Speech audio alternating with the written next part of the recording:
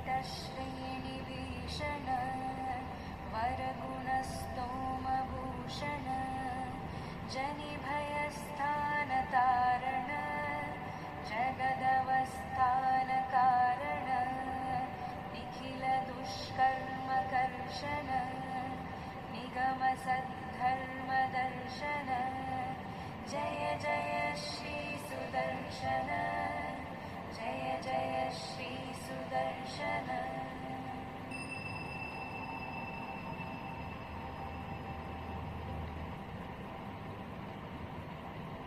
शुभ जगत